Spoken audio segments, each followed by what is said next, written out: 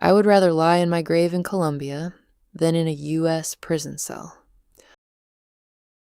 Late 1980s. The sun rises over Hacienda Nápoles, 3,000 hectares of land, a private zoo, a personal airstrip. Pablo Escobar is still asleep. He sleeps in an estate larger than some small towns, guarded by men with machine guns. Outside, hippos graze. Inside, millions in cash are stacked. Before breakfast, he earns more than the average Colombian does in 100 lifetimes. Somewhere in Miami, his cocaine is being unloaded. Somewhere in Bogota, a judge signs his own death sentence. And somewhere in Medellín, a family is waiting for a house Escobar promised them. To some, he is a benefactor. To others, a terrorist. For Colombia, he is both.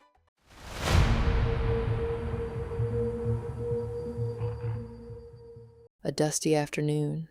Motorcycles roar through narrow streets. Children play football between half-collapsed houses. And somewhere among them stands a young man, early 20s, black curls, a calm gaze. He is not watching the children. He is looking at the hills above the city. The villas stand up there. He knows he will not stay down here. As a teenager, he sells fake lottery tickets. Not because he has to, but because he wants to see how easily people can be deceived. He steals gravestones, sands off the names, and sells them again. A macabre trick, but profitable. Cars disappear overnight, cigarettes reappear on the black market. He is not violent, not yet. He is calculated. A friend later remembers a sentence Pablo used to repeat, silver or lead. Then one evening, someone tells him about a new business, a white powder, extremely profitable. In Miami, they pay a fortune for it. Most laugh. Too risky, too new, too unpredictable. Pablo does not laugh. He asks only one question. How much does it cost? Pablo starts out as a transporter. He organizes couriers who move the powder across borders, hidden in cars, luggage, or planes. He quickly earns a lot of money, but the risk grows. In 1976, Pablo is arrested for the first time. In his car, police find 18 kilos of cocaine. For many, that would have been the end. For Pablo, it is just an obstacle. The case disappears. The judge is later murdered, and Pablo learns a decisive lesson. In Colombia, almost everything can be bought. Police officers, judges, politicians, whoever pays decides. From that moment on, Pablo is no longer just in the smuggling business. He begins building a cartel, together with other smugglers from Medellín, including the Ochoa brothers and Carlos later. They develop a system. Cocaine is produced in Colombia, flown in small planes to the Caribbean, and from there transported into the United States. It is faster, more efficient, and extremely profitable. Pablo buys houses, cars, land. But as the money grows, so does the violence. By the late 1970s, Medellín is no longer just a city of smugglers. It has become something like a battlefield. The bigger the cocaine trade gets, the more people want a share of it. Small gangs try to hijack shipments. Rivals attempt to build their own routes. For Pablo, that is not an option. A courier who skims money simply disappears.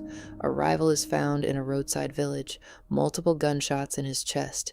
Messages spread quickly in the underworld. Whoever betrays Escobar dies. And slowly, Pablo himself begins to change. The cautious, calculated man becomes someone who enjoys his power. If someone causes trouble, he sends men on motorcycles. In Colombia, they are later called sicarios.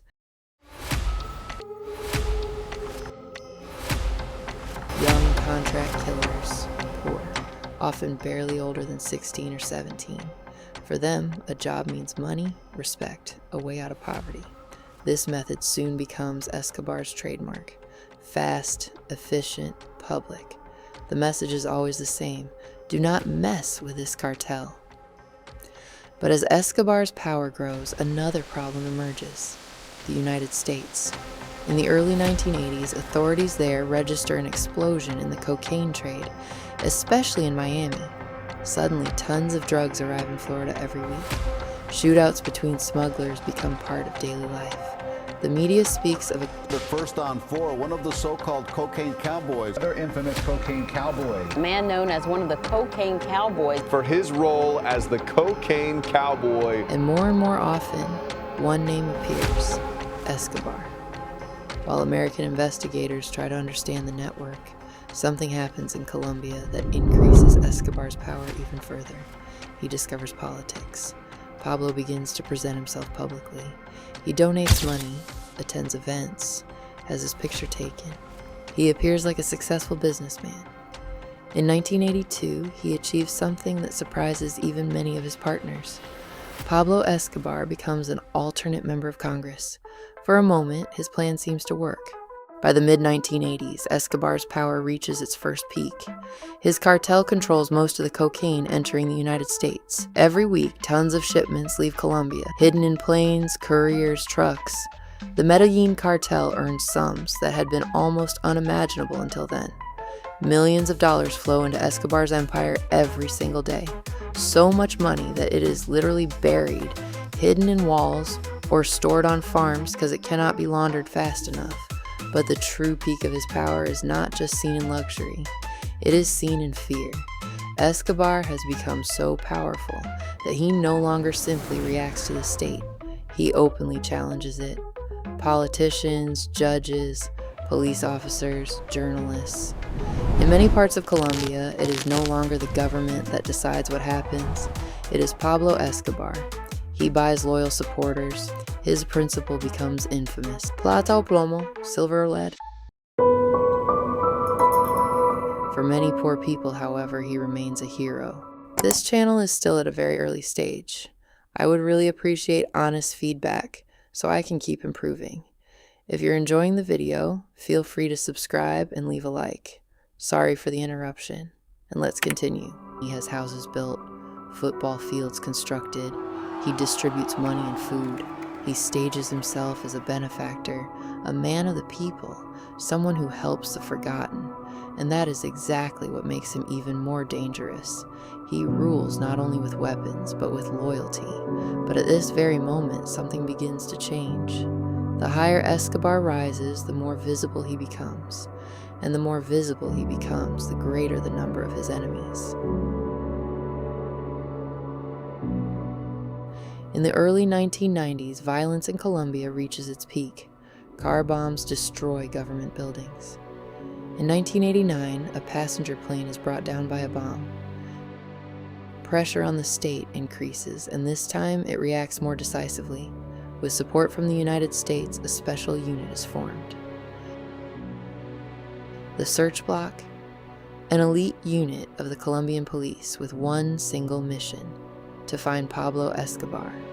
At the same time, the government intensifies a key issue: extradition to the United States. For Escobar, this is the greatest threat. In 1991, he decides to surrender, but on his own terms. He allows himself to be taken to a prison he built himself, La Catedral. Officially, it is a prison. In reality, Escobar remains largely in control. He receives visitors, continues to coordinate parts of his business, lives under relatively comfortable conditions. When the government realizes that Escobar is still orchestrating violence from inside the prison, it decides to act. In 1992, he is to be transferred to a regular prison, but it never happens. Escobar escapes. Escobar, a ruthless killer, escaped from his own luxury prison when authorities tried to transfer him to another jail. NBC's David. From that moment on, everything changes. He is no longer untouchable. He is on the run. His network begins to fall apart. Many close associates are arrested or killed. Others turn against him. At the same time, a new group emerges: Los Pepes. The name stands for persecuted by Pablo Escobar, people who had been hunted by him. Pressure now comes from all sides: the state, former partners, rival groups. Escobar retreats further and further, constantly changing locations, communicating only in limited ways. On December 2nd, 1993, a phone call with his son is traced. Police are able to narrow down his location in Medellín. A raid follows. Escobar tries to escape but is cornered on the roof of a house. Moments later, shots are fired. Pablo Escobar dies that same day. Officially, he is shot by police forces. However, there are also indications that he may have taken his own life to avoid capture.